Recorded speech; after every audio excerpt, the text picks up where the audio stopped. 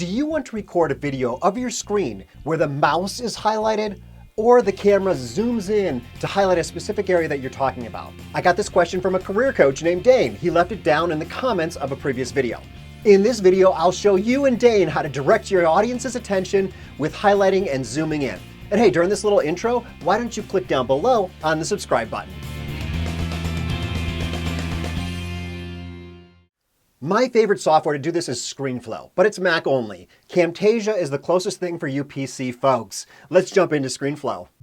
So I'm going to pretend that there's something I want to record for a video inside Creator Studio in YouTube. So I'm going to start out by going to ScreenFlow and opening ScreenFlow. And I've got another video that shows you how to do this in Camtasia if you're on a PC or if you like Camtasia better. I personally like ScreenFlow better, but it's a personal choice. And you can start by going to a new recording and then choosing what you want to record. So if you had your iPhone plugged in, you could potentially record from that. You can record video from any webcam that's plugged in, and you can record audio from if you want to record your voice as you're speaking, you can record that here and choose from the different microphones that are attached to your computer. So you can also record the computer audio in case there's music in the background or something that's being played in the computer, so it's not coming out your computer speakers and then into your microphone and back into the computer. But I'm not going to do that right now. So I'm just going to record the audio of my voice and the desktop. I can select how big of an area I want to record, but I usually just do the full screen and then cut things down later because I'd rather have extra stuff to work with in post when I'm editing. So I will push the red button and it's going to give me a little countdown here. It's going to tell me what I'm recording. It's my desktop and my built-in microphone, so I can confirm what I'm doing. And there we go. Now if you look in the up here in the upper right, you'll notice that there's a little video camera with a dot in it, and that is telling you that this is ScreenFlow and that we've been recording for about 10 seconds. You can stop or pause, do a number of things there. But typically what I do is I get down here, I get ready, take a deep breath, and start recording. So I'm just going to go through and just pretend as if I was recording something for a future video. So once you're inside Creator Studio, I want you to go down to Analytics. And then I want you to notice here where it shows Views. And that's going to be the extent of the video that I record. I'm going to go up here and hit Stop Recording. And it's going to pull up ScreenFlow, and it's going to do a couple of things. One is it puts the recordings, the different elements up here in the upper right it's called a media bin. It puts them down here on the timeline, so it starts to build your video for you. And what you're seeing up here, this is the viewer, so this is showing you what's going to play on the viewer screen at the end when you export this video. So let's start out down here and take a look. You'll see there's the microphone and the screen recording, so you can get these out of sync by taking one and dragging it over. So you want to keep everything together. But you'll notice here that the microphone shows when I'm speaking and when I'm silent.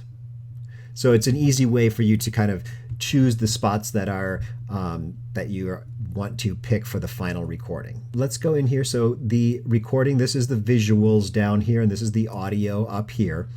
So we're probably going to go to the visuals and just kind of scroll forward. So once you're inside, so this is where the real video starts. So I'm going to clip off all the rest of that. And then I'm going to move everything over. So we've got this here. So once you're inside Creator Studio, I want you to go down to Analytics. So you can see here we've got the whole screen showing, and really we're wanting to show something like analytics, the kind of the small thing there. So there's a couple of ways to do that. So I'm going to highlight the screen recording and then go back into the upper right. This is kind of the inspector. So there's a couple of ways to do this. Actually, I'm going to show you probably 3 different ways. So the first off is the most simple.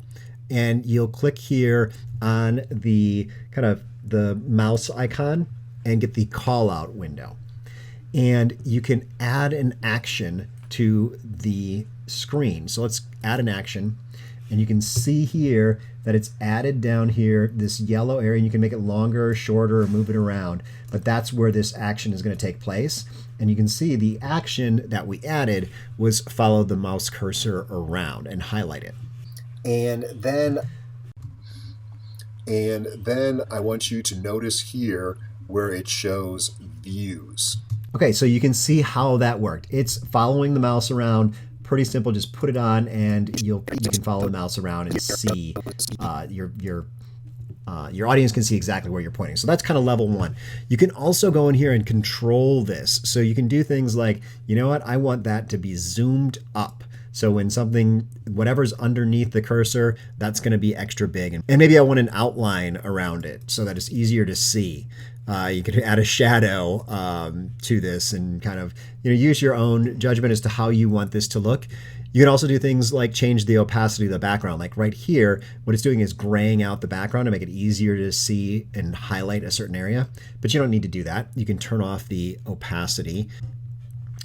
You could also blur out the area where the mouse is. So this is good when you're doing something that you want to not show on your screen. I'll show you that in a second, actually. Or you can blur out the background so people are only seeing in focus the one area you're highlighting. So that is a great way to do that. So that's the most simple, is to just show your screen and add a call out action to follow the mouse around. I'm going to delete that, and we'll start with the next version. So the next way to do it is to go in and actually zoom in. So I'm going to click on now the video icon up here, and once again add an action, and you'll see that this is the action. It's a shorter thing now because what it's doing is it's going to animate this. So at the beginning of this action, this is what the screen looks like, and at the end of this action, if I pull over there, I want it to look a little different. So I'm going to go and just scale this up. And I'll move it over too, kind of center it. So now you can see how that works if I push play. And then I want you to...